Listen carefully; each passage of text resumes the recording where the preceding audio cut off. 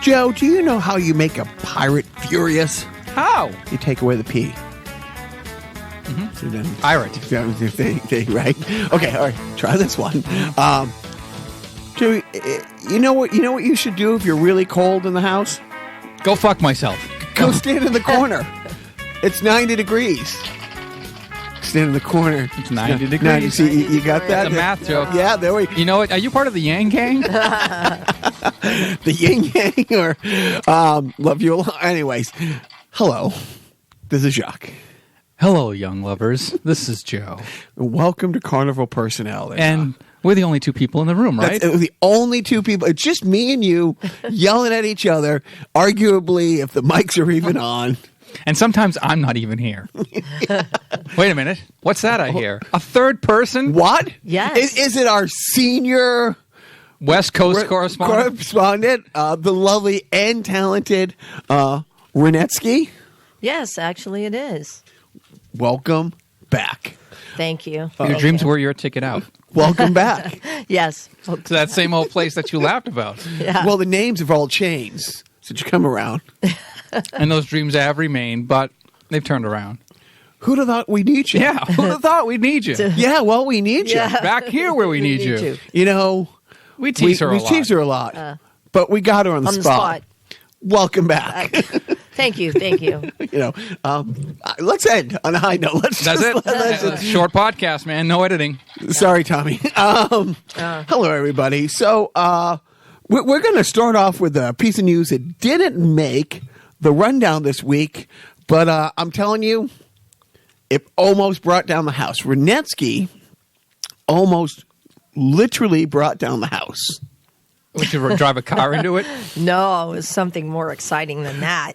This column needs to be sledgehammered.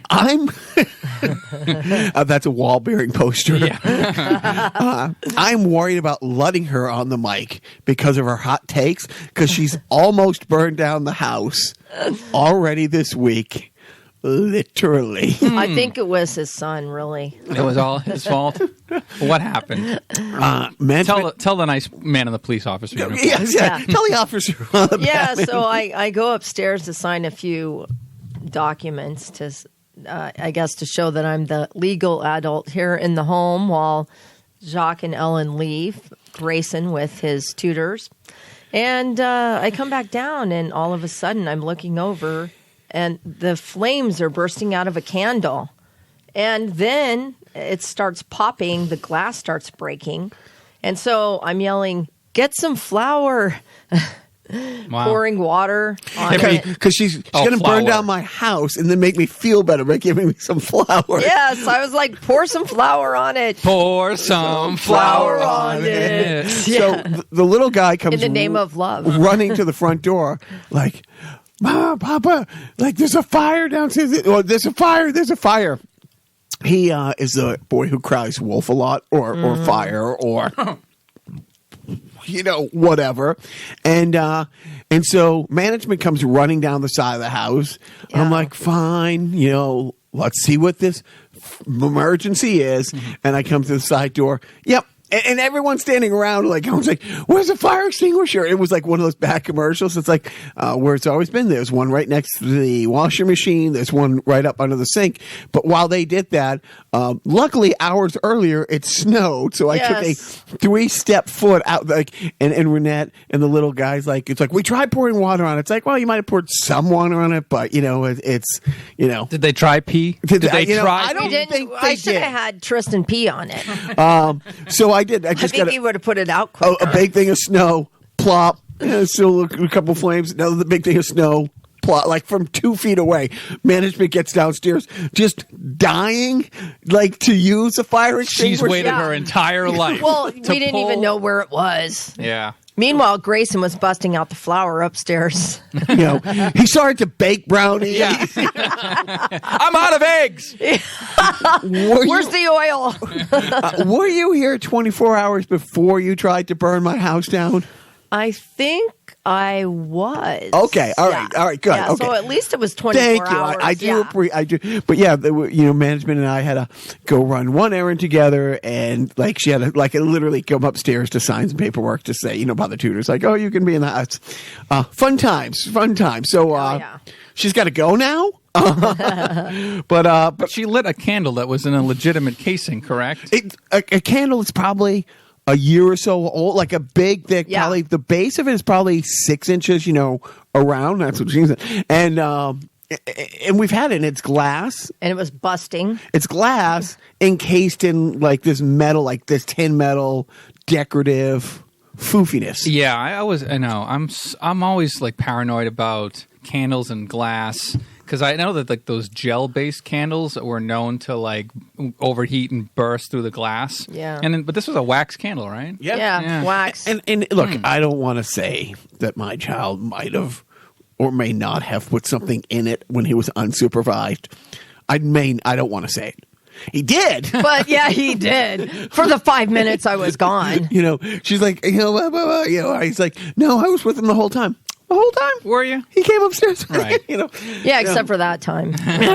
Just that one time. Anyway, so that was the highlight of the trip. Luckily, with my quick reflexes, and I couldn't have walked slower tonight. The doctor, I'm like, what's the drama now? Right. Yeah. I think the Mr. Snuffleupagus song played as you played. Yeah. Ba-dum, ba-da-da-dum, ba-dum. And I'm like, oh, okay. And still, I'm like, yeah, there's snow. Literally, you're better at math. From there to there. Yeah, that's approximately 5-6 feet. Yeah. Okay. All right. So Fireman Jacques to the rescue. But things could have got out of hand, and we might be roommates now with Kirk Douglas. You like that segue? Yeah. Really nailed it. Right. Like a what in a coffin? Speak up into the microphone. I was like, really? Yeah. You busted that one out, are you, Jacques? The guy was 103. I mean, too soon was like 3 years ago. Wow. What did he die of? I know. Right. I think they just ran out of numbers. I just want to know, did he get his face on Smuckers? And did he get up to the pearly gates and say, I am Spartacus? But then somebody else said it. And Yeah. stole their Exactly. thunder. Yeah. Oh, so yeah, he's one of those people that if we were Gilbert's podcast, we'd do a 3-hour special about it, but now we'll just make a couple jokes about somebody like my grandmother probably rubbed one out to 100 times and move on from there. So all these great movies out, the big blockbusters. Let's talk about what's killing at the blockbuster. Blockbuster, yeah, that's folded. What is killing it at the box office right now? Joker. 3 months later. Yeah. I mean, I think by the time this airs, they may have won like 6 Oscars. Oh, really?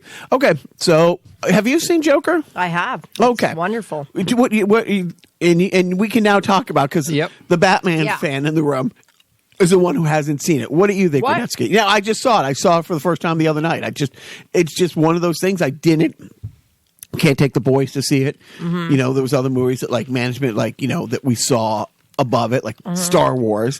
But I did. I finally, this past week, I said, I got it at Redbox. If you can move things around and sit down and watch it with me, great. But I'm going to watch it before the next podcast. So what are your thoughts? I thought it was great. I thought Joaquin did an excellent job in it. He was very convincing, came off very unstable. I just thought his acting in that was just great. I mean, it was a really good... I really liked it a lot. I just thought it was really wonderful. Yeah, I liked the direction that Todd Phillips took it in, that Scorsese mashup of King of Comedy and Taxi Driver, essentially, which both starred Robert De Niro, who was also in this movie as a kind of a version of Rupert Pupkin. Right. Let me show you my pride and joy. That's my favorite thing from your thoughts, Jacques, which I know you have many. I do. Have you guys both seen Falling Down? Yes, with Michael Douglas. Right. No, I haven't. Okay. Wait, I think he's got the gun where he goes out. He's on like the Venice Pier or the Santa Monica Pier. Oh yeah, I have the big seen picture. that. Yeah. This is very much reminiscent of that, and so much as this guy obviously had some issues, some real problems that became exacerbated because it turns out mom had, I don't think he had a relationship with a mom. We haven't seen a relationship with a mom like this since Carrie. Psycho, maybe. Right. I think it did a great job of touching on mental illness. It did. It did a wonderful job about that. But in Falling Down, it's the same thing. It's you follow him through his day, and the first 3 or 4 episodes that he has, I don't know if it's fair to go so far out as saying like he was the victim, but people were like just being real asses to him when they didn't need to be. Like the guy on the golf course, and like driving golf balls at him because he's walking. You shouldn't be walking across a golf course, but like for this guy to get that mad and try to, you can kill somebody with it. Oh, yeah. And then, that's my favorite thing when the guy has a heart attack and the golf cart had gone down the hill and he's like, and now you're going to die wearing that stupid hat. How does that make you feel? He goes to, a convenience store. Obviously this is, I don't think Fox News was really Fox News at the time of Falling Down, but he was a guy who probably would have watched Fox News. I think he was ex-military, like, in his younger days, worked his whole life, squeezed out, can't get a job because of ageism, and here's a guy who he probably fought in this guy's country who won't break a dollar for him to make a phone call to make an important phone call. And it's like, yeah, should have the guy had broken the dollar bill, it wouldn't have hurt him. But through Falling Down, so the same thing with the Joker. Here's somebody who has mental issue, and he when he got the crap kicked out of him, on the train. No, when he's standing outside with the sign, right? Oh, right. And the kids ran away. So somebody steals a sign. I mean, he's got the only job an ex-con can pretty much get, Right. And the kids steal a sign and then beat the fuck out of them. And, and this is where I shouldn't watch these movies with, the kids are all like Latino, black and stuff like that, like, lower, this is late 70s. Lower what? No.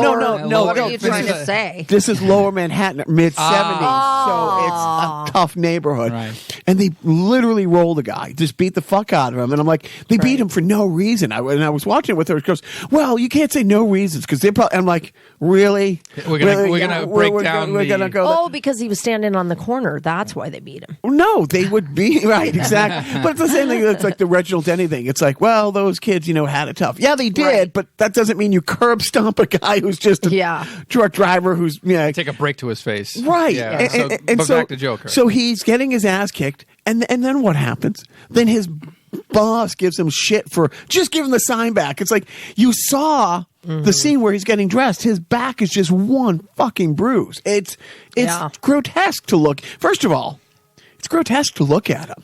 Oh yeah, he had to lose a lot of weight for that.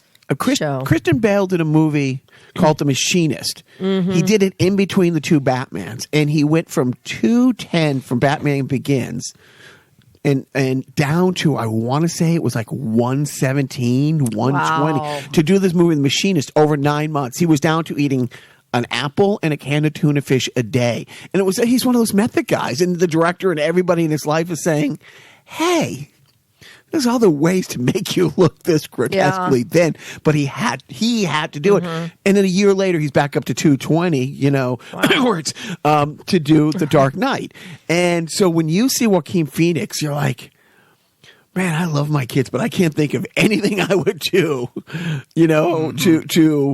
for a role to get that thin. But you see him, he's beat the fuck out of, and he gets called into his boss's office and like, look, the guy's going out of business. Give him his fucking sign back, or I have to fire you. It's like, you mean you want the shards of wood out of my back that they beat me with? Like his face is all bruised, and then he goes and he checks in. It's either his parole officer, and so he gets beat up on the job. He gets beat up by his boss. He checks in with his parole officer, and they're like, yeah, we can't help you anymore. No more therapy sessions. Oh, yeah. I love that when he starts talking to the social worker in there and going off on her. But then he's like, where do I get my meds? It's like, he's on 7 meds. He went in there asking to up his dosage.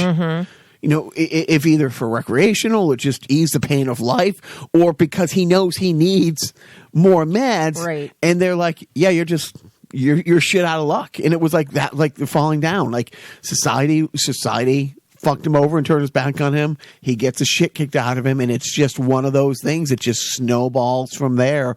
But then now let's talk about a little bit about how it ties into the Batman universe-ish in a way.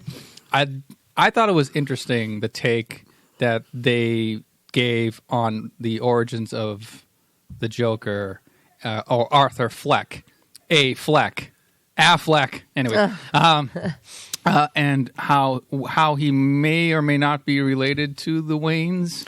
Right. And you're like, wait a minute, because there's that fan theory that's been going around forever. That the Joker isn't real, that the Joker is Batman. There's different theories, like and one of these other dimensional lies, like he as Joker killed his own parents, thus forcing himself to become Batman. All these like otherworld things, but in this reality, yeah, and you're like, holy fuck, is that is Thomas Wayne? Did he step out on What was his wife's name again? Martha. Why did you say that name? Martha. Yeah. Oh, it's a joke because we made a joke about how Martha is the same name of Batman's mother and Superman's mother. The whole plot point of Batman versus Superman is Batman's killing him, but doesn't. Puts all his hatred aside because their mothers have the same name. Yeah. Right, but there's that interaction between young Bruce Wayne and Arthur Fleck, just through the gate, and it's chilling. It is very chilling. To me, I think what was the most tense and horrifying scene in the movie. Spoilers ever. I mean, if you're listening, and by the way, three people listen, right? So it just a little heads up to the three. Spoiler alert. Yeah, it's been a few months. I will tell you, mine is probably not what you're thinking. Okay, when the little person couldn't reach the door. That was mine. Okay. That was what I was going to say. I was like... So there's the scene where the little person is one of the clown co-workers of Arthur, Arthur works as like a rent-a-clown. Right. And he's part of a group of other rent-a-clowns, and they kind of they congregate in one office, and they get dressed in the same locker room, and they punch out at the same clock. Some punch out in different ways than others. I forgot to punch out. Yeah. So then there's a scene where like one of his coworkers was like a real asshole and ratted him out for having a gun on him. The guy who gave him the gun. Right, who planted the gun. Who sold him the gun, right? Oh, no, he gave him the gun. Said, you can pay me back later. Right. Right after he gets beat up, the guy, and you're kind of like, is he giving him, is he a friend? Or is he setting him up? Right, and so he gives him a gun. Yeah, he sets him up, and then so somehow he gets him and this other coworker who happens to be a little person to come to his apartment. I forget what the circumstances were. The police were closing the ropes. Yeah. And they started questioning, because they knew it was a clown who did it. And back then, I mean, pre John Wayne Gacy, clowns was an honorable profession in some places. But they came to the police. They came to the office and asked everybody questions. And that guy was getting nervous that maybe Arthur was going to point the police in his direction. So he came over. Oh, we're sorry you got laid off. We brought a bottle of alcohol. Let's kind of commiserate together. And by the way, let's make sure our stories are same.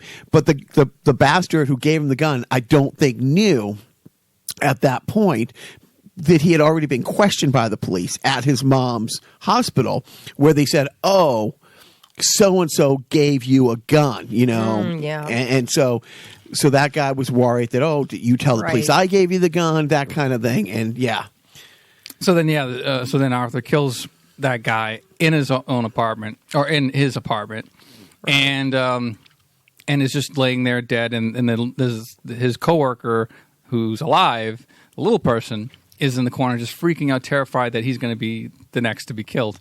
Brutally killed. Like it was like you said, it's a Scorsese killing scene. Yeah, he was totally terrified. Yeah, and it's a bloody mess. And Arthur takes sympathy on him and says he can go. And he goes. When he walks past him, do you think he was going to grab him? I didn't know. I didn't know what was going to happen. I thought he wasn't going to. I thought, that they wanted to make it seem like he had changed his mind, like somebody's going to snap and take him. But I felt like he was going to let him go because he's always liked him. Yeah. And the terrifying part was that the little person couldn't reach the doorknob to get out of the apartment, so he needed Arthur's help to let him out. And you were like, get up off the floor. Is this actually going? Like, is he going to let him go? And right, you'll just have to wait and see at the movie theater to find out if you let him go. So yeah, that when you told me you saw it, Jacques, you said that I'm probably never going to watch it again. Is that because you don't see any reason to rewatch it, or is it just like no? I don't see a reason to. That kind of violence is not my thing. It's not your bag, baby. This kind of it's like superhero violence I can take to a certain extent. You know what I mean? I see. So but it was too real. It was too real. It was too gritty. It was too real. Plus, there's all the movies that I watch and rewatch generally will have some levity to it. There's very few movies that I don't want. Even this had levity. It did. This had levity. There was that part. Remember the famous staircase scene? Yeah. With that raucous tune, right, by that guy. Oh, Gary Glitter's Rock and Roll Part 2. I looked to management, and I was. You remember? I don't know if you know this. Remember how it always played at King games? Right. Hey, you haven't heard that in a while, have you? No, they stopped playing that song, and I love that song. Yeah. Well, that's because he's a pedophile and he's in jail. Oh, that's why. Well, he's dead now, right? I think he's a dead. I don't know if he was dead. Ceased to be. Well, they had like was it child porn? Too bad. Yeah. Or what did he actually? He used to take trips over to like the Philippines. Oh, I see. Okay. It was one of those kind of things, and he would, go into, the restaurant and order the cream of some young guy. And man, you're telling that joke here. Now you can't reuse that joke on stage. Damn it! You burned it off. But yeah, that's sort of like I was like, wow, that's kind of to add to the uncomfortableness of the movie.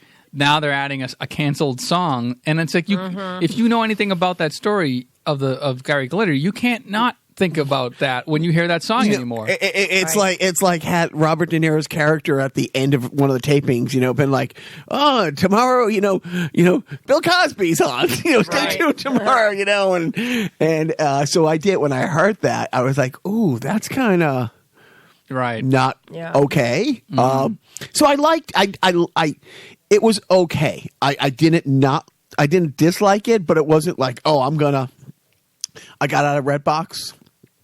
And I was kind of happy that I spent $2 versus the missus and I going and spending $40.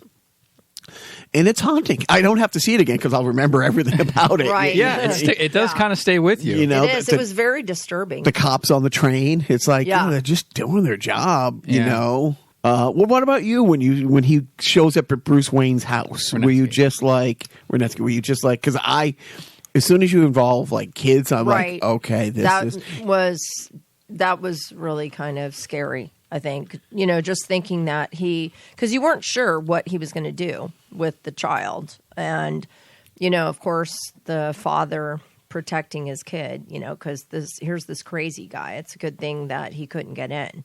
But, this kids are so innocent. And they're like, so he was very innocent. And at least the Joker didn't take advantage of that. To the kid. Well, he didn't get the chance, right? But he thought he was actually a half brother. Yeah, he did. So yeah, it was interesting. I liked it. Glad I finally got to check it off my list. I also got to check off my list Zoom from 2006. Have you seen this? No, I thought this is the show that I wanted to be on as a kid. No, not Zoom. Wait, that's Zoom? And not Zoom. No. Okay. So and this is one of those things. I'm like, Never even heard of it. right. So I think it was Netflix. Me and one of the little guys were like flipping through to watch something, and he's like, "Oh, what's that?" I'm like, "I never heard of it." A superhero movie, and everybody's in it. I mean, really? It is. It's headed up by Tim Allen. 2006. He was pretty much riding the wave then. That's 14 years ago. his show was off the air. Yeah, his show was off the air, but he was already like Buzz Lightyear. Right, for a year. right. So he's Buzz Lightyear. And Santa Claus and all that. Right. Courtney Cox, I think Friends is rapping. Friends is wrapped. 2006? Yeah. So it's Ish. towards the end of that. Yeah. A Chevy Chase, who is Chevy, he was a pre-community Chevy Chase. Pre-community, right. Rip Torn.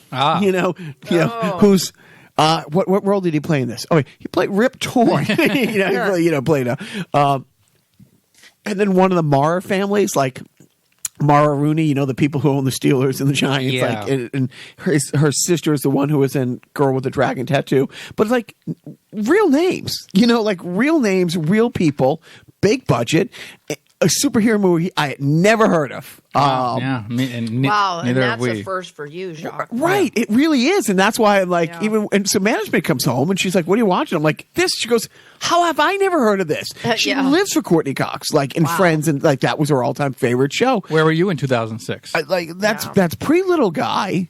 So, we're in LA. What am I doing? Like, is that during like the Billy years? But I'm surprised. Like, we probably wouldn't have gone to see it because it's a kid superhero movie. Sort of thing. It could have been one of those like 2-week kind of in and out movies. He's I didn't put it on the rundown. I should have. I didn't know this. Box Office Mojo has completely changed its website. It used to be the layout of it. It'd call it up and it would tell you what the production value was and how much it made. It was easier to disseminate, and it would have a ranking of where it fell. If it was a Star Wars movie, where it ranked in the 9-10 Star Wars movies, or in the canon movies, where it ranked in sci-fi. But it doesn't have that information anymore. And then I'm like, Box Office Mojo sucks, and there's all these articles over last year because IMDb brought it up and completely changed it. So I don't know how much it cost to make and how much it didn't do a lot, but Tim Allen is a superhero who used to lead a superhero team with his brother. His brother turned bad because of the type of gamma radiation they forced on these early 20, late teen kids to form a superhero team. And so he lost his superpowers.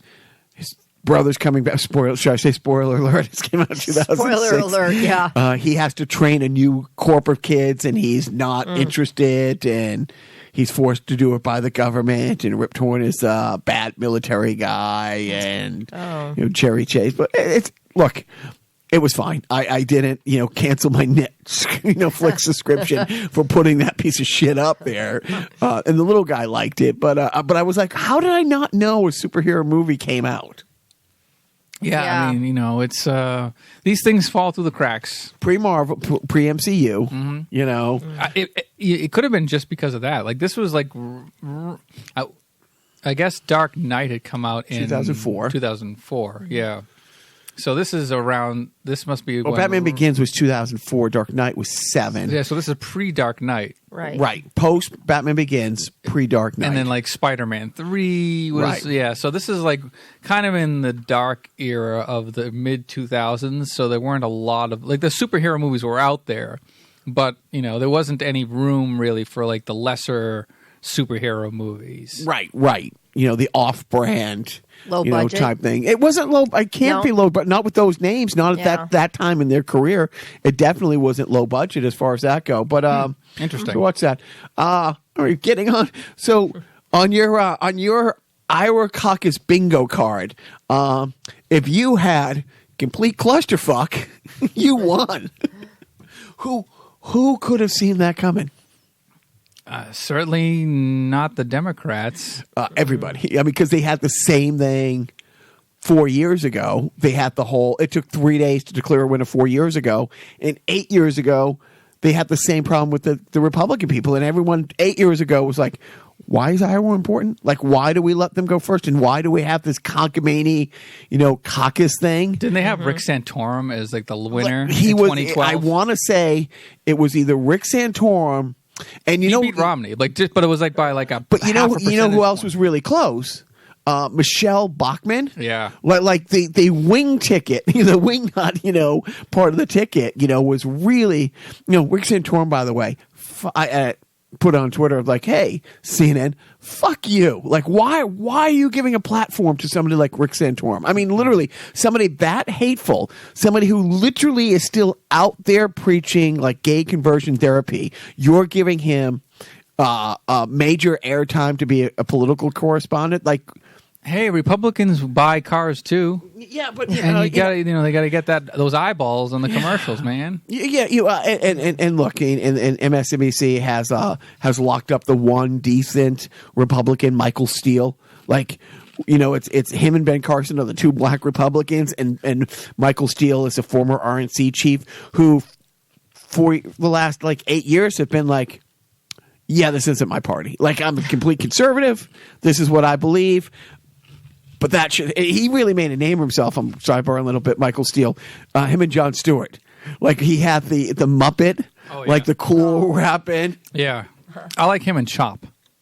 Oh. Chop and Steele. Yeah. Never mind. Chop and Steele. Now, I'm running through I got a fast one in my mind, all the awesome Chop and Steele things I want to say to get back to this. 2, 3. So, so the clusterfuck, and then it turns out now some of the news, it's a lot of the Russian trolls who are clogging up the phone lines, giving misinformation. Really? Yes, I'm dead serious. Like the last day, and that's why people are like, wait a minute, we already declared this is what we're finding. That's why and even people on the MSNBCs and the NPRs were like, okay, we're just about getting this figured out. Why did the DNC chief, I'm blanking on that guy's name, order a complete start from zero again recount on this 2 days ago, just because it's coming out that's some of the problems that people like I'm not going to explain how the caucus works because it would take too long and it's boring. And I don't really understand it all. Isn't about politics. But the people couldn't get through to the lines. Like in 2020, people couldn't get through because they were clogging up like the lines. Yeah. So basically, every caucus, every caucus point has a team captain that has to report their electoral findings to the Iowa Democratic National Committee, and they were on hold for hours. And one of the captains was on hold with Wolf Blitzer, right? And then they finally came on the line, right? And so while she was on hold with the RNC, the DNC, she was also on with Wolf Blitzer. DNC picks up, says hello. The captain doesn't say anything back because she's being interviewed by Wolf Blitzer, gets hung up on. And there we have it. So right now, this is 912. So this is right now both Pete Buttigieg and Bernie Sanders are claiming victory in Iowa because essentially, according to what we know, they are separated by 0.1% or something. It's a virtual tie, and there's some controversy about Pete Buttigieg's involvement with this app that was supposed to be that had crashed, that was supposed to aggregate all of the findings and report them. Who thought that in 2020 technology could let us down when it came to counting an election? It's an app that was started 4 months prior. It was literally built from the ground up 4 months prior to 4 months ago, and it was it was playfully named Shadow, which that's not ominous at all. Yeah. So, and the Hillary. Okay, I was just going to say, and the Pete Buttigieg connection is that I guess the wife of one of the campaign manager for Pete Buttigieg put money into the funding of the app, like a substantial amount of money funding this app. So when they declared Pete Buttigieg the winner, or when Pete himself declared himself the winner, before anybody else, before any of the news stations did, or the optics on that are like, wait, what the fuck is going on? Plus, this Pete Buttigieg is getting shit on for being funded by billionaires, the most funded by billionaires candidate in the Democratic runoff so far. Yes, and that is true. However, Mike Bloomberg's only being funded by one billionaire, and Tom Steyer's only being builded by one. And I saw the meme. How many billionaires does it take to screw in a light bulb? I saw the same meme again today that you see periodically. It's a picture of Batman and says there are 428 billionaires in the United States. One of you pussies step up. When you hear about all that stuff with the Buttigieg being tied in, it doesn't give you any pause for concern that Ivanka Trump has patent on proprietary voting systems in China that we use, the companies in China, that the Supreme Court 2 years ago said, no, proprietary, we can't, because it came to the Supreme Court and they're like, we need to have access to the machines to look in the guts to make sure. And the Supreme Court said, no, proprietary, you can't look in, you have to take it at face. Anyways, but this is, again, what happened 4 years ago. What Bernie is saying is in the districts that he won are more populous, like the bigger college towns and stuff like that. So he's claiming he's won the popular vote, which he said the same thing in Iowa a few years ago, but like Hillary walked away with the delegates. And that's the same thing that it's the same thing, except it's Buttigieg, and Bernie. And no one's really screaming this from the rooftops. Joe Biden is third on my list. And fourth on Iowa's list, apparently. So mission accomplished, Trumpers. Like that whole bar, they were more afraid of him than anybody. That's why they did this whole smear campaign. And congratulations, it's worked. It literally has worked. The whole dragging him through the mud. Oh, nice. The last 4 months has 100% worked. But Iowa is just a clusterfuck. By the time this drops, they'll be voting in New Hampshire, and sadly, Elizabeth Warren isn't even in the top 3 there. So, if you don't finish top 3 there, I don't know how much longer my candidate's in. I will say, I have not seen Birds of Prey yet. I will see it this week. Is Nancy Pelosi part of the Birds of Prey? No, she was tied up with the impeachment. She should be in the Birds of Prey because she is a fucking badass. Mm-hmm. Is she? She is. I know she is. 100%. Because she ripped up the notes. And it was so calculated. She doesn't do anything that's not. And everything, like the fake outrage that's going on and stuff like that.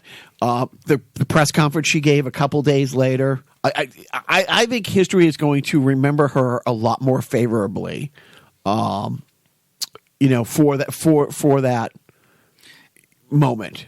I think so too, but for the time being, like, I think because the Republicans really do have all the marbles, like they have everything going in their favor. So any sort of visual act of rebellion or insolence by we will crush her. Especially by like a female Democrat is going to be looked at as like petulant and ridiculed on the right, and by some parts of the left too. Like, oh, what does that mean? Like you lost and you're still ripping things up and making a scene. And it's, I don't know.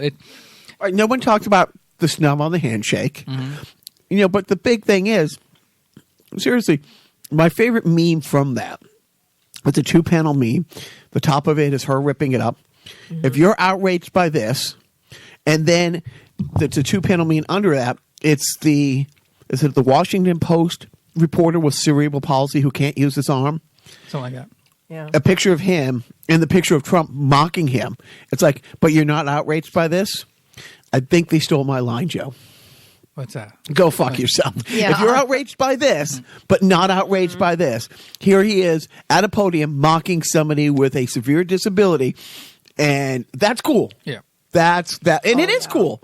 I mean, we're jumping ahead, but what happened at the State of the Union Medal of Honor ceremony? Yes, it is 100% not only cool to make fun of somebody dying of a disease, battling a disability, dealing with the birth defect. It's not only cool to ridicule and make fun of that person, you are going to get the highest civilian honor our country can bestow upon you.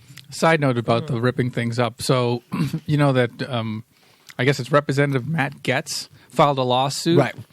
Or filed a formal complaint or with the ethics committee. With the ethics committee to remove, basically saying that what Nancy Pelosi did was illegal because she tore up an official document. Now, obviously, that's bullshit. But in a Twitter thread in one of the replies to that tweet, on his tweet, was somebody replying with an article from, I think, the Washington Post from 2 years ago, Meet the guys who have to tape up official documents that Trump habitually tears up. Donald Trump has, I guess, this penchant for when he's done with a document or a note or anything. Everything that the president that goes through the president's hands or the Turns to shit. Yes, right. It didn't used to be that way, but is officially public record and has to be archived. But Donald Trump even his deleted tweets, everything. Yeah. So you can't rip those up. But apparently, what Donald Trump likes to do with every single document that he has in his hand that isn't, a check that is made out to him, right? He tears up. When whether he tears it up in half or in confetti pieces and puts it in the trash or on the floor. When he leaves the room, there are guys whose job it is to scoop up the papers, lay them out like, they're going through shredded evidence from, this guy, this money launderer that's, got the feds on his tail. Paid off people. Yeah. And taping them together. Tape them together because they have to document everything like that. So Mr., offended by Nancy Pelosi ripping off a copy of the correct of the script is working on behalf of the guy who literally is committing crimes every day by just ripping up official documents. Right. Anyways. So when we're talking about Speaker of the House in egregious acts, Darren Hester is the longest serving Speaker of the House in Republican history. And Darren Hester right now, I think he's about halfway through his 15 or 18-year sentence for pedophilia crimes. So Republicans, you go from Newt Gingrich, Darren Hester to Newt Gingrich, and you want to be upset by this. Now, those people who have to come and tape back, was Lieutenant Vindman one of the people who had to? No, I did not see his name on the list. They no longer, his car doesn't work on the snack machine at the White House. Escorted out today. Oh. Shocking, because the day after, pieces of shit like Susan Collins, and I actually put on Twitter, and it's like I've actually called her office several times, and I'm like, yeah, we come to the Maine on a regular basis. We will not spend a dime in your state ever again until you are not there. She says, well, she voted to not impeach him because she really thought he learned his lesson. Less than 24 hours later, Barr comes out and releases a memo to the entire Department of Justice, top to bottom. Nobody under any circumstances can investigate Trump for any reason without going through him. Yeah. Wow. Joe's like, no, I didn't hear about that. No, on One News America, they didn't cover that. Which is all I watch. Right. Is there another station? Is there another option? I watch both. I watch both sides. Right. I watch One America News and Newsmax. Right. Oh, my God. There's three. There's three. There's Fox. There's Newsmax. Oh my God. Yeah, but there's all It's sometimes just turn that off. Just look, the Sinclair network of channels has lots of options waiting for you. But seriously, so other than Barr doing that, like the National Prayer Breakfast, the next day, he says he's going on the Scorched Earth tour. He was asked about it earlier in the day on Friday. Hey, does Vindman still have a job? He goes, I'm not happy with him, but we're going to have to see. Not only did he get escorted out of the White House, which everybody who gets laid off gets escorted out of the White House, right. They also escorted his brother out of who's a federal prosecutor who works down the street, who had nothing to do with the case. They fired his brother today too. Oh. It's just the pieces of shit, and their crimes. These 30 years in the military, support our troops, Purple Heart winning soldiers who chose to go, when our country was attacked, are literally being fired for the mere crime of doing their patriotic duty. Right. And I have to say, we called it, not that a blind person couldn't have called it, but I have to be honest and say that the Mitt Romney 2024 presidential campaign is pretty much off to the most fantastic start you can get. You think so? I really do. Because at one point, civility, like this, well, we'll see. I mean, unfortunately, Blotus right now has had an all-time high approval rating, and the economy is doing great. So he's almost a shoo-in. But come 2024, is it Pence? Like who, it's like. You think Romney's going to be, right, but do you think Romney's going to be there to challenge whoever the incumbent is going to, I don't even know if Mike Pence really has the gumption to be the president. Right. So whoever would run for the Republican ticket, whether it's a Cruz or one of these other people, Romney has the war chest. He has the support. You know what else he has, Joe? The independents. The moderates, but he being the one vote, and not only did he stand up and say, "I'm not," he was impassioned. It's like, look, my country and God come before this. The two things that you're waiting for the Christian Taliban to say, you know what I mean? That came before a party. He literally wrapped up all the undecideds, especially in the primary. Anyways, I honestly believe he did it for the reasons he believes in. He only did it for abuse of power, not obstruction, which is weird because it's like he was intimidating the witnesses in real time on Twitter while they were testifying. It's like he's obstructing the obstruction here. It was the inception of political cover-ups. No, you don't think that he just gave himself a really big boost in 2024? Yes. Next. Yeah. Okay, then there we go. So we got the hit job on Friday, the brewer hitting bar. It's bad, going to get worse. Yeah, you know what? We're at the 53-minute mark. Okay, we'll make it fast. That's what she said. It is. We already touched on it. I don't want to talk any more about Limbaugh. I just, with his cancer, I just hope it's painful. There was a 100-year-old Tuskegee Airman. So it is Black History Month. And there is a war hero, one of the last living Tuskegee Airmen, in that chamber, sitting there, watching a Medal of Honor be put on a piece of shit. Yeah, so you have the Tuskegee Airmen, with you got one of the Blacks up there for Black History Month. And 2 days after Rush Limbaugh announces that he has stage 4 or advanced stage 4 lung cancer, they rush him into the State of the Union address so they could surprise him with a Presidential Medal of Freedom that was clumsily put on him by Melania Trump in the stand. So, it's good to know people, I guess. I mean, and the thing is, again, it's this game show. Stay tuned through the break. It's all about winning today in this news cycle. And those ceremonies are always really big ceremonies about the person getting the medal. Mm-hmm. Mm-hmm. And I so many people posted on Twitter, the last medal ceremony was Obama awarding it to Joe Biden. And Joe Biden had no idea.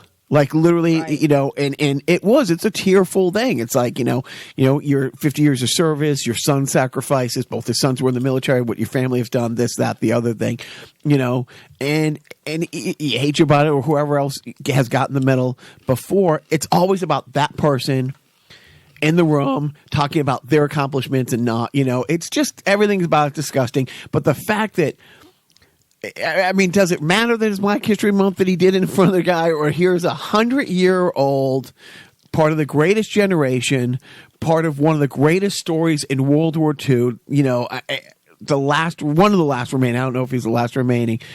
And is there another way to say there's fine people on both sides? Is there another way to just make sure that this piece of shit gives a medal to a guy who, I'm not going to repeat all the things. Like the stations have been playing Rush's greatest hits. Yeah, I don't mean the band. Sorry, right? Yeah. Insulting Chelsea Clinton in the White House, but you can't even mention the name Barron.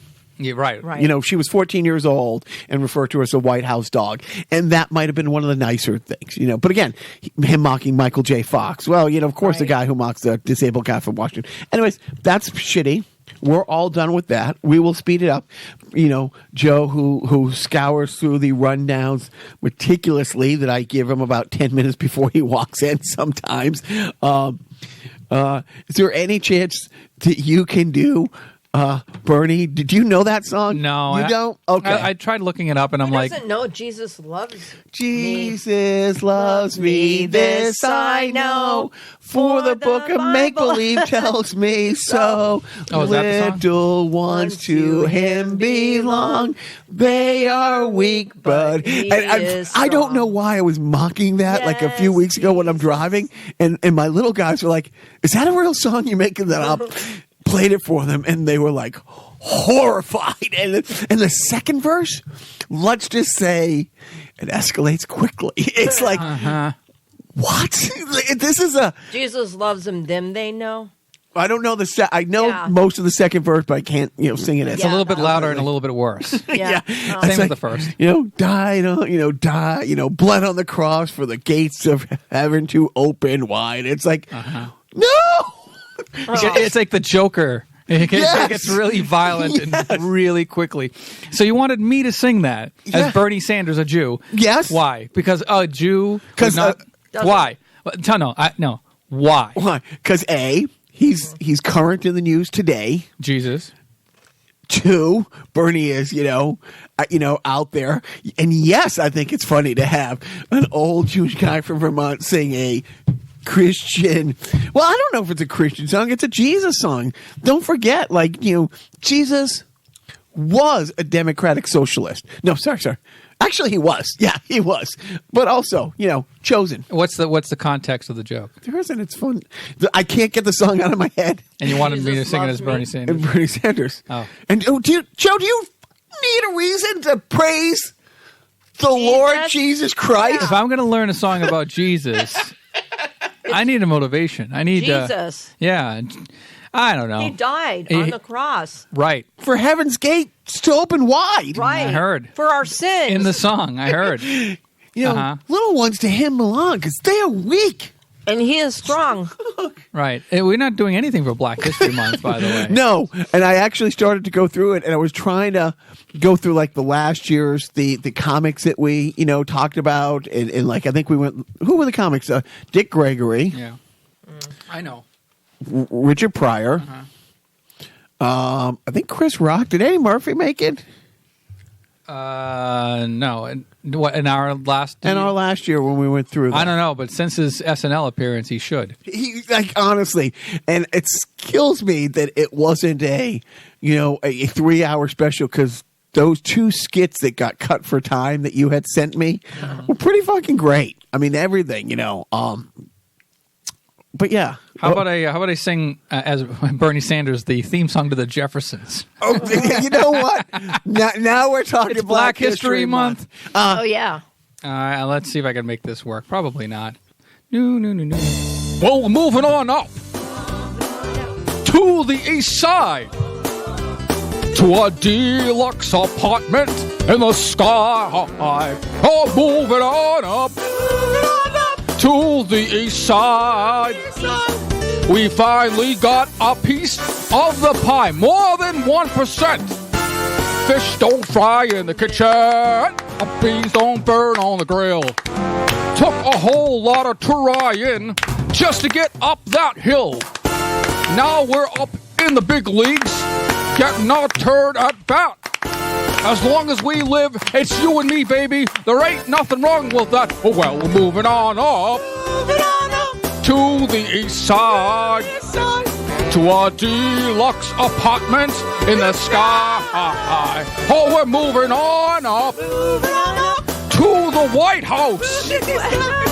We finally got more than 1% of the pie. Yeah. I don't think we could have honored Black History Month any better than that. It's as close as we can get.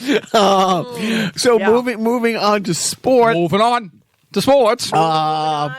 So, the Red Sox battled in the cheating scandal that's rocked the sports world. I think they felt so bad about that World Series with the Dodgers a couple years ago that they've given the Dodgers their entire team. David Price and Mookie Betts, their star pitcher from that series, and Mookie Betts, league MVP. I believe, I cannot say if it was if it's new or used case of bats that we got, but literally it was to clear payroll and to just get some numbers off the books. They not restocking the farm system. Honestly, I really believe maybe they're just trying to say, "Hey, sorry, we might have stole that World Series from you, but here you go." And so you think it's an out of court settlement? Yeah, both general managers is weird. Said they signed non-disclosure agreements and couldn't discuss it. But wouldn't it be funny if they picked up Alex Cora as well? Oh, that'd be great. Hey, wait a minute! You said. So and the only other thing I don't know. It's like, am I going to watch? I don't think I'm going to watch the XFL only because a couple teams reached out and it was painful. Like, honestly. I got a couple XFL teams wanting celebrities to come and do anthems and halftime shows. And did they need Bernie Sanders? Because if they do, dude, you got one. Like, honestly, I want to say Houston. What is the Houston? The Roughnecks, the Houston Roughnecks, who are playing in a college stadium. Like, they have 5 home games. They were hoping Lizzo was going to come and do their halftime show. Whoa. And they literally thought, well, if it's more than $5,000, we have to get a do they get Thin Lizzy instead? Dude, I don't know I don't know if you can get Thin Lizzy for $5,000. I mean, those throwback tours and stuff like that. Tonight there's gonna be a jailbreak. Hey, look, you got Jesus Loves Me out of my head. Congratulations, Joe. Mission accomplished. Yes. But but literally they were like, oh well, we have to get a corporate underwriter. We'd have to check with the sponsors to see if it's over $5,000. I'm like, okay, so she's on Saturday Night Live this week. She's selling out a stadium tour. She's like the hottest thing on 2 feet right now. And what really galled me is the woman who reached out, like, worked for and the same department for the California Angels of Anaheim. No, what is it? They changed their name. They're like they're LA Angels. The LA Angels of Anaheim, California. Right. Like the California. Anyways, for like of Latter-day Saints. 12 or 14 years, it's like you worked in the LA entertainment market, you've worked in big league sports, you really think you're getting somebody of note to give a concert, not an anthem, for $5,000. 5,000 American dollars. Yeah. So, and then I did, talk to a couple other teams. I talked to, and I'm like, yeah, but just the rinky. So I said, well, maybe we can circle back when you got whatever. I don't know what they're calling their Super Bowl. Do you know where their Super Bowl is going to be played this year? Because they don't. Like they haven't decided if they're going neutral site, if there'll be enough fan interest to get people to go to a neutral site to see the game, or if they're going to be the team with the best record. You know what? I don't know if this would fuck things up, but maybe they should call it the big game. Because you can't. Everybody calls the Super Bowl the big game, right? Would they call so? Maybe to avoid getting sued by the XFL, do we call the big game the Super Bowl? It's just full circle. Literally, it kicks off this week, and maybe they named the site by now. But as of my phone call, and truly, they were like, "Yeah, we haven't figured that out yet." It's like, okay, you have a 10-game schedule, 2 bye weeks, so you are 3 months out. And I'm telling you right now, the guys at the NFL office are feverishly working on next year's halftime show. Like the offers are going out, they're kind of going, you always want to see who's huge in like June, July and carries over or something. But they're going with staple people who are just big. And so Super Bowls last week, did you watch any of it? I watched it on purpose. I watched it all. Really? I liked Good it. For you. I liked Good for you. Listen.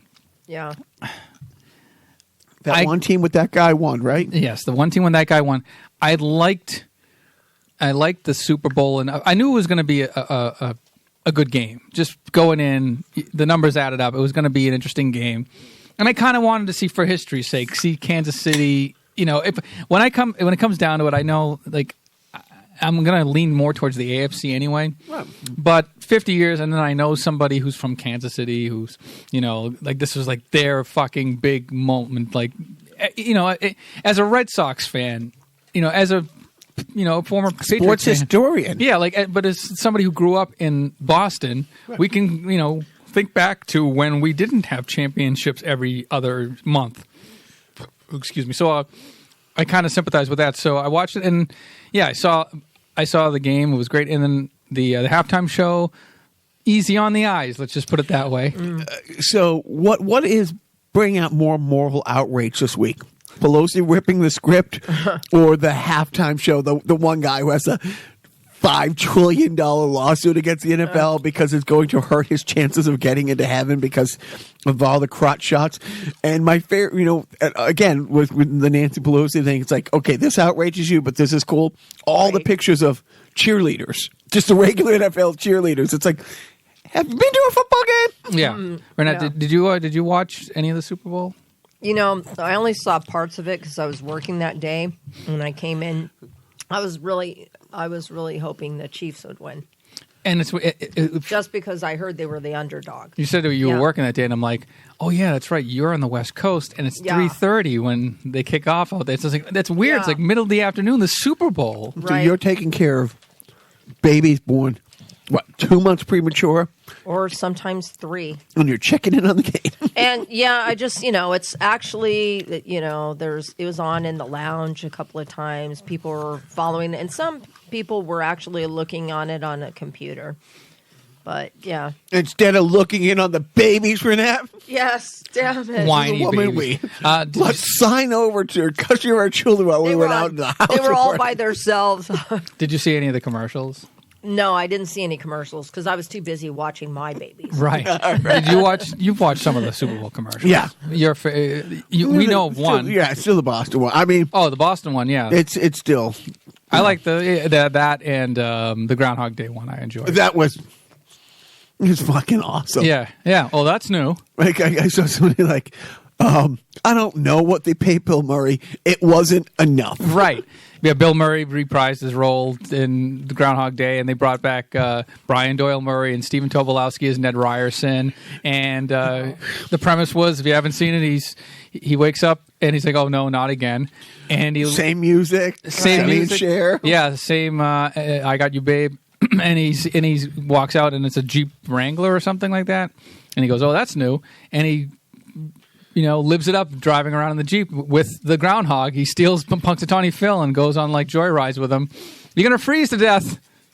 Who cares? I'll see you tomorrow. Yeah, the Ned Breyer thing, that character is just...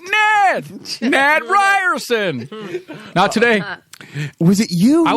I don't know where we parked. I was following you. Was it you who a couple years ago thought that Bill Murray should announce that they made a sequel to Groundhog Day and go on to like Seth Meyers with a clip of the show and it just be from Groundhog Day? Oh no, I don't. Like if anybody could build that up to like really sell it, and then just go on and say, "Yeah, let's roll the clip. We got the whole gang back. You know, it was a fun. It was 20 years later, a real labor of love," and just do, you know, if I. Look, if I was Mike Bloomberg, instead of running for president, I would do a shot-for-shot remake with the entire cast 20 years later, just redoing the entire thing. That's what I would spend. And I think it'd be money well spent. Yes. I think it would be money well spent. So, what did your management think of the Jason Momoa commercial? Freaked out. Oh. Like freaked out. I might have seen that one. Have you seen? If you've not seen it, I have. Do you know about it? No. We got a surprise for you. I got to see that. Yeah, it's uncharacteristic, to say the least. Uncharacteristic. And Lisa Bonet, I forgot, was married to Jason Momoa. Is married to Jason Momoa. Still married. Yeah. Yes. She's in the commercial, too. And it's funny. It really is. We won't spoil it because Renetsky hasn't seen it, but you'll never look at Jason Momoa the same again. All right, now our good friend Flo's favorite part, video games. Renette, you have like 2 or 3 systems at your house. Do you ever play, or do you just have them there to taunt my little guys when they came there this summer? Yeah, I mean, I do. I have played a few games, but I do have them there too for if kids come over too. But yeah, I have a few games that I played. What do you play? Well, I've played that game, The Last of Us. Yeah, That's one of The sequel's coming out this year, I think. and then I can't even remember some of the other. I mean, I think I did like some workout videos on the Wii. I have a few of those games, interactive games and stuff like that. But it's not like I'm constantly on doing that. We have the Wii. We have the Wii board. The balance Wii, board. The Wii Fit. Yeah, Yeah. That's what I have too. Yeah. yeah. But I have it because I found it at a Goodwill among 3 other Wii Fit boards. Right. Yeah. Did you pick up a Power Glove? Right? No, I wish those you'll never find. If I find a Power Glove anywhere in the wild, I'm probably going to borrow money to buy it. Did you become that guy who wears it everywhere? Oh God, yes. From that documentary, Right? Wow. The Power Glove. It's so bad. So you're playing video games? No. I mean, honestly, when you walked in last Friday to record, and I had just so booted up the shocking. system. Yeah, no. Well, we haven't had, like, Renetsky got here the other day. There have been the systems haven't even been in the house for the last 3.5 months. Right. Since mid-October, they've not even been in the house. Little guy, he did great last week. Could play 2 hours Saturday, 2 hours Sunday. Honestly, I played 1 round, and I didn't even really finish the 1 round of the mini game when you came down the other day. I just booted off from him. Like, okay, as soon as Joe's here, I'm done with this. So. No, and I probably won't. I loaded up the new Jedi game that he hasn't played yet, and I kind of want to see it. I haven't seen any clips, but yeah, I'm not got shit to do this weekend. Yeah, I heard Fallen Order was good. It's considered canon, I believe. Great. Great. So, what about you, Me? Yeah. No one ever wants Mr. to know. Wii Fit board? No one ever wants to hear Yeah. what I'm doing around these parts. But We do. what am I playing? I'm actually playing a version of the old Doom on my computer. Oh. Yeah, it's like the old, on 90s. your computer Wow. or another computer in the house? Because I didn't even know. I'm not kidding. I didn't know yours could play a game. Is it that archaic? It's just like No, I have a literally, it's- 2007 iMac, but I also have a 2013 Well, that's great. hand-me-down If Mac. you like a nice old paperweight. Right. Your laptop, you say your laptop's a week? What kind of chip you got in there, How long Dorito? does it take to load? Right. Wax my modem trying to make it go faster. Oh, man. What's that sound? Hey, I beta tested operating systems. Yeah. You gave props to some and others. I'll control, I'll delete you, I swear to God. I'm playing like old Doom. I actually popped in Doom from 2016 again. I don't know, I was on this little Doom kick, and the new Doom's coming out in a couple of months, Doom Eternal. So looking forward to that. Other than that, not much else going on video game wise. No, I'm playing Doom. No. I'm just looking in the mirror. Yeah, I'm watching Doom on the news. Everyday life. Oh God. All right. What are you watching?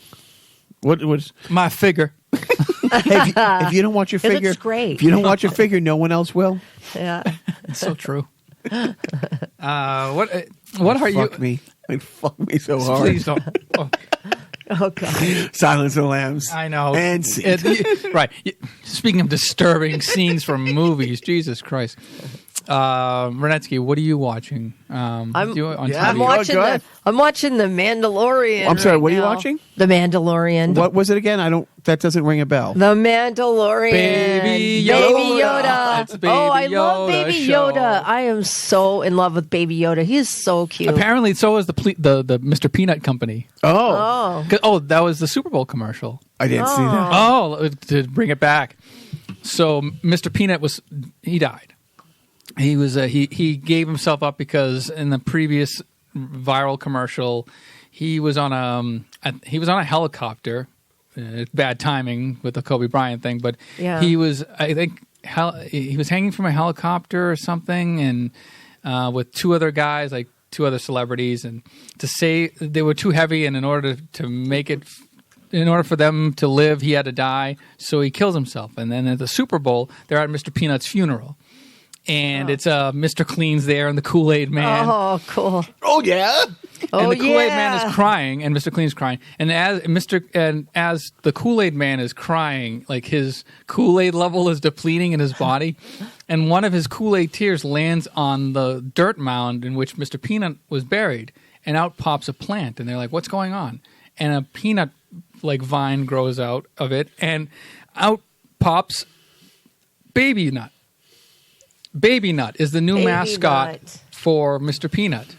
So they went with the Hindu reincarnation type. Well, they went with, hey, they put a Baby Yoda on that TV show. Yep. Let's put a baby Nut on our marketing. So you were watching Mandalorian. Yeah. You know. Thoughts? She's got one episode left. Yeah, I have one episode left, but so far it's great. I just love that Yoda, though. That Baby Yoda is just amazing. Like his little sounds, the way he looks, he's so cute, and the way the Drinking Mandalorian yeah, exactly, drinking his soup. The who's taking care of him? The Mandalorian. I'm sorry, who's kind of overwatching him? Mando. Joe, do you Daddy-o? remember the dad? The Dadalorian. Dadalorian. The Dadalorian. That didn't make it into my lexicon. It's so sweet how he's actually involved so much that he is like so attached to him. Yeah, no, I mean, a couple days before Renetsky got here, I just had like kind of shit to do, and I just started rewatching it, like having it, in the background. The music is great, everything's great. I kind of wanted to rewatch it just because in the last couple weeks, I didn't go looking for it, but it was thrown in my face on Twitter. How they shot it, all on a soundstage. Like all those desert. Yeah, that's really landscape. Yeah. You didn't know no this? Outdoor shots, dude. It's all on a soundstage. Yeah. It's CG inside.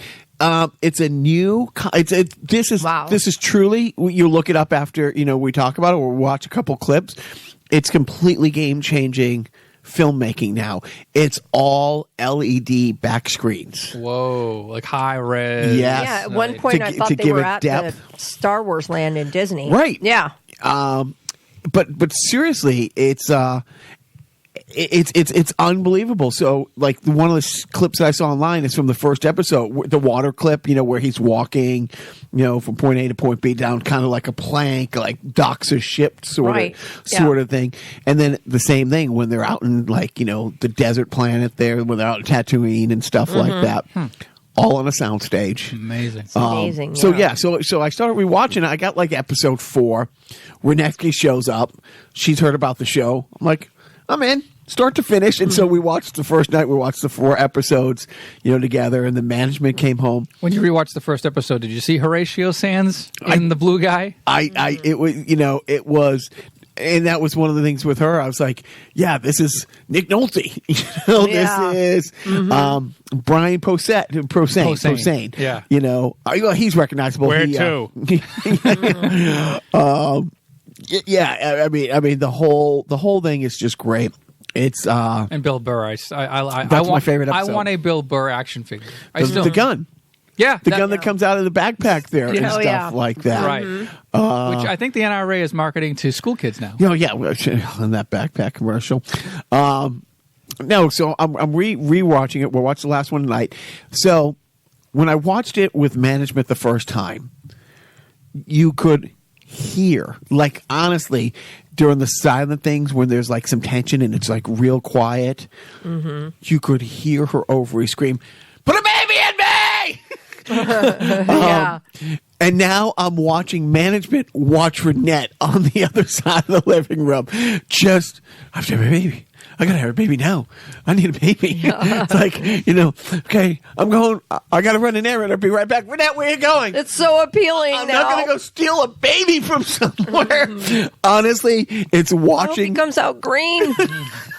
I mean, what about Amy Sedaris' character? Like, just everything. She is. I mean, I'm watching it all again and just as excited and happy. And it's like, oh, so this on the prison on the bar episode, he's going to get out of it. And but I noticed it the first time. I noticed it the second time. But Renetsky and I were talking. It is unbelievable the facial expressions on The Mandalorian. Right. And I'm not being funny. Like, just the subtlest movements and gestures.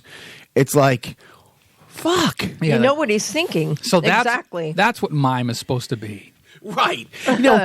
It's funny because, the guy who played Chewbacca during Empire hurt his back. And they brought in a couple other actors to put on the suit and do it. And then the entire production shut down until I'm blanking on the guy's name. And I Peter feel bad. Mayhew. Thank you. Yeah. Could do it because it's like just they just didn't get it, did they? right. Yeah. And it's very well. But it's the same thing. It's like it's not like anybody. It's the same thing with and I think to a lesser degree with Deadpool. It's like you can see the body language and stuff.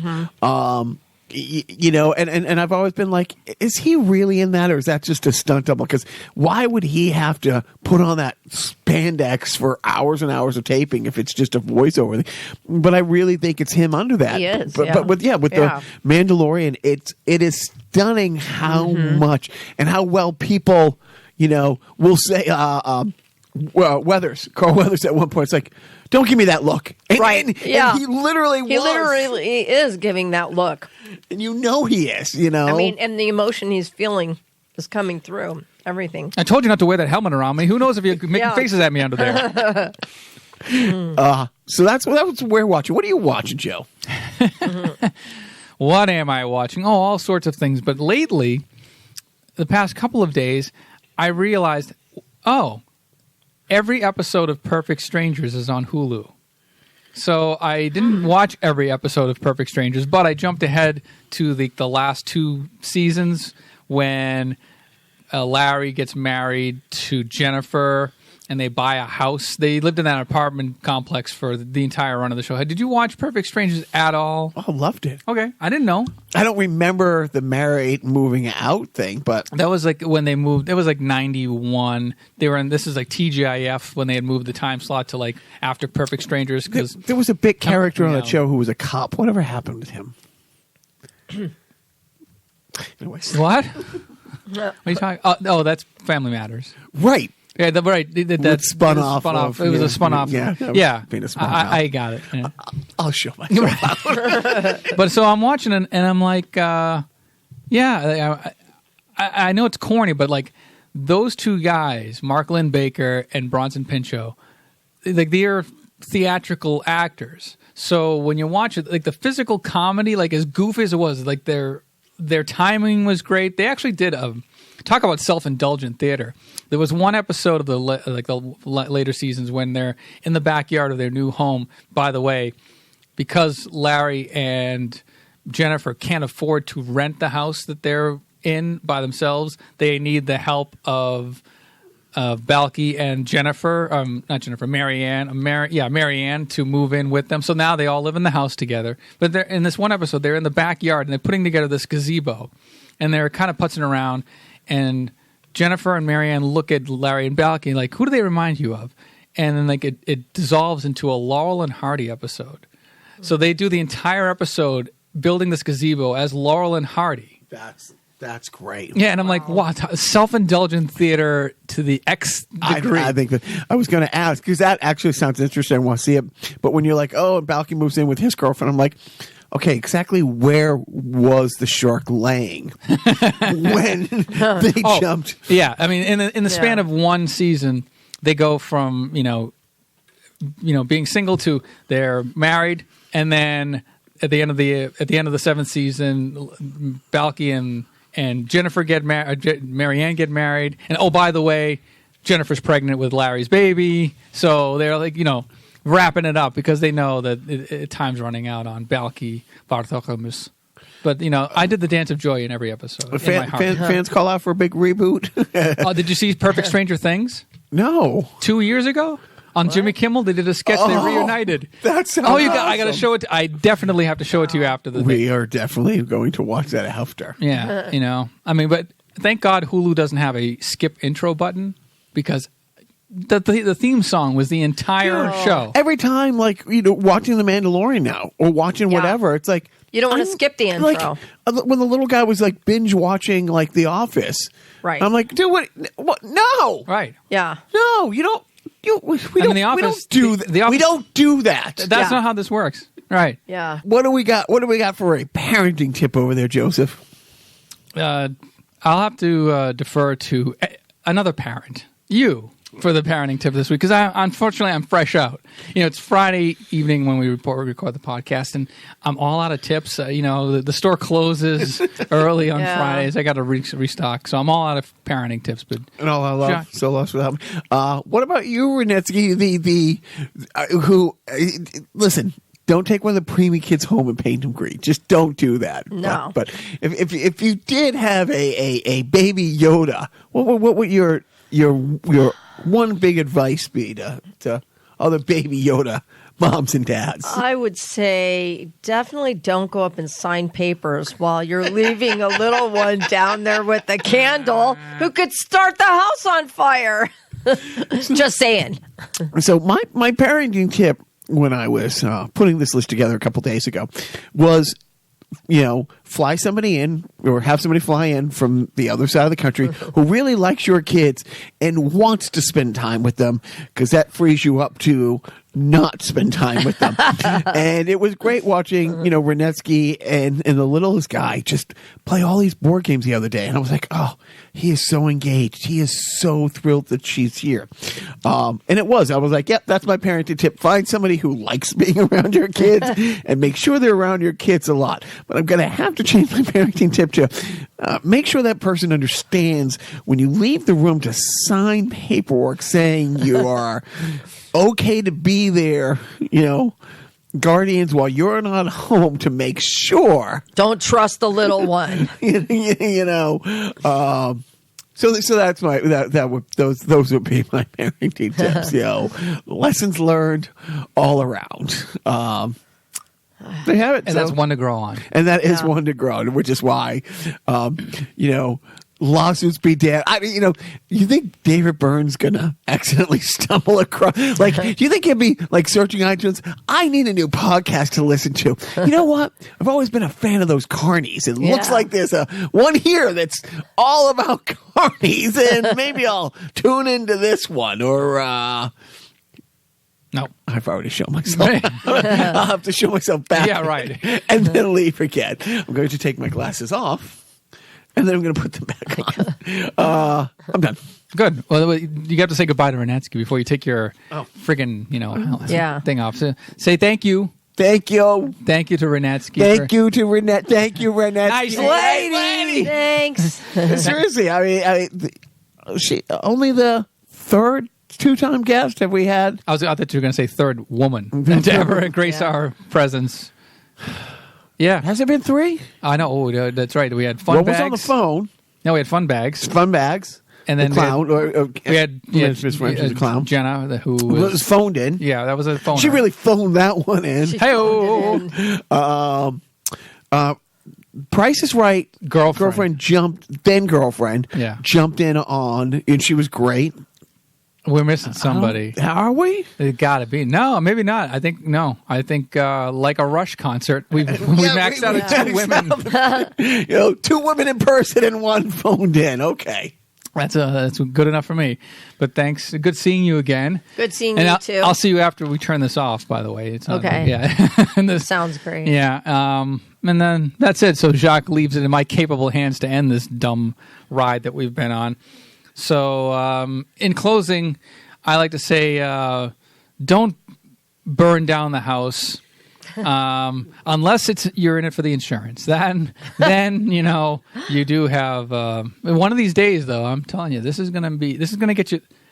I think if you plan it right, Jacques, this could net you a profit in insurance if we can. Yes, taking it down from the inside. Yeah.